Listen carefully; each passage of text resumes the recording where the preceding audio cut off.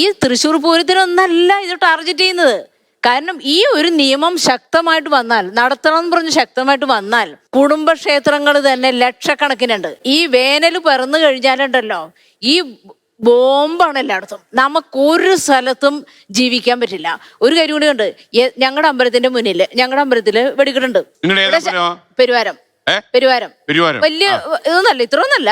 പക്ഷെ തൃശ്ശൂർ ശക്തമായി അല്ലെങ്കിൽ നെന്മാറയിലെ ശക്തമായി കഴിഞ്ഞാൽ ഇവിടെ അവര് മനസ്സിലായില്ലേ, കാണിക്കും ബാക്കി. അപ്പൊ എന്ത് ചെയ്യുന്നറിയുമോ, ചുറ്റുപാടുള്ളവരൊക്കെ പരാതി കൊടുത്തു. എന്താന്ന് വെച്ചാൽ തളർന്നു കിടക്കുന്നവര്, ഹാർട്ട് പേഷ്യന്റ്, ഇങ്ങനെ പല രീതിയില്, പിന്നെ പശുക്കളുള്ളവര്, പ്രസവിക്കാൻ നിൽക്കുന്ന ഗർഭിണികള്, ഇവര്.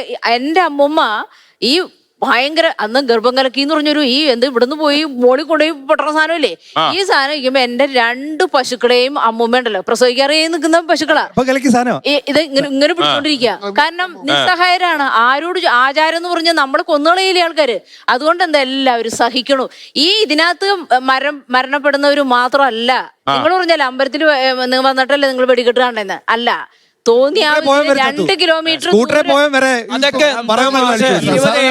ഓഡിയൻസിന് കിട്ടുന്നില്ല.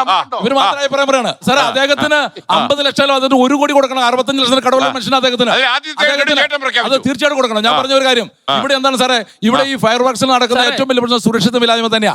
എവിടെയാണ് സുരക്ഷിതമായിട്ട് നടക്കുന്നത്?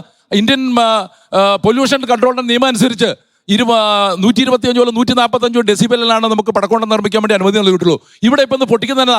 ഇപ്പൊ ഇവിടെ പറഞ്ഞ ഗർഭം കലിക്കുന്ന ഒരു സാധനം ഗുണ്ട്. എന്റെ ചേലാട്ടിൽ, ഞാൻ കീരമ്പാറ പഞ്ചായത്താണ്. കീരമ്പാറ പഞ്ചായത്തിൽ അവിടെ ഞങ്ങളുടെ അടുത്ത് ഒരു പാവപ്പെട്ട മനുഷ്യൻ റോട്ടിൽ കൂടെ പോയി പടക്കം പിടിച്ചിട്ടിട്ട് ആ മനുഷ്യൻ ആ സ്കൂട്ടറിൽ തെറിച്ചു പോകണം. ആ മനുഷ്യൻ അവിടെ മരണപ്പെട്ടു ഓൺ ദ സ്പോട്ടിൽ. ഇവിടെ ഈ പടക്കം പൊട്ടിക്കുന്ന എന്തെങ്കിലും നിയന്ത്രണമുണ്ടോ? നമ്മൾ പച്ചക്കറി വെക്കുന്നത് പോലെയല്ലേ റോഡ് സൈഡിൽ കൂടെ പടക്കം വെക്കുന്നത്? അതൊക്കെ നമുക്ക് അനുവദനീയമാണോ സാറേ? അതൊക്കെ അനുവദനീയമല്ല. പച്ചക്കറി വെക്കുന്ന പോലെ കൊടുക്കുന്നത്. അപ്പൊ അതുകൊണ്ട് ഉത്തരവാദിത്തപ്പെട്ട ഉദ്യോഗസ്ഥന്മാര് ഈ സാധനങ്ങളൊക്കെ ചുമ്മാ അനാവശ്യമായി വെക്കുന്ന കാര്യങ്ങളും ഇത് എക്സ്പ്ലോസീവായ സാധനങ്ങൾ പൊട്ടിക്കുന്നതിനുള്ള നിയന്ത്രണം ഏർപ്പെടുത്തണം. ഇപ്പൊ ഇവിടെ പലപ്പോഴും നിയന്ത്രണം ഇല്ലാത്തതുകൊണ്ടാ, സുരക്ഷിതമല്ലാത്തതുകൊണ്ടല്ലേ ഇവിടെ സംഭവിച്ചതൊക്കെ. അതിന് നോക്കാനായിട്ട് സുരക്ഷിതമായ മാർഗങ്ങളിൽ സാറേ തീർച്ചയായിട്ടും അതിന് ഞാൻ അനുകൂലിക്കുന്ന ഒരു മനുഷ്യനാ. അതായത് ആഘോഷം എന്ന് പറയുമ്പോൾ അതിന്റെ ഒരു ഭാഗമാണ് ഇത്, സംശയമില്ലാത്ത കാര്യമാണ്. അതിപ്പോ നമ്മൾ കണ്ടില്ല, ഇപ്പൊ അവിടെ ദുബായിൽ പടക്കം പിടിക്കുന്നുണ്ട്. ഞാൻ ദുബായിൽ നടന്ന മനുഷ്യനാ. അതിവിടെ സൂചിച്ചത് പോലെ 100 മീറ്റർ ഒന്നുമല്ല, 10-500 അകലെ നമ്മളെ കട. കാരണം കടലിന്റെ അക്കരെ പൊട്ടിക്കണേ, കടലിന്റെ അക്കരെയാണ്. അപ്പൊ നമുക്ക് സുരക്ഷിതമാണ്. പക്ഷേ ഞാൻ പറയുന്നത് പടക്കം പൊട്ടിക്കുന്നത് സുരക്ഷിതമായി നല്ല ആഘോഷങ്ങൾ പൊട്ടിക്കുന്നത് കുഴപ്പമില്ല. അല്ലാതെ നമ്മള് ദുരുപയോഗം ചെയ്തുകൊണ്ട് പൊട്ടിക്കുന്നത് ശരിയല്ല എന്ന് എനിക്ക് പറയാനുള്ളത്.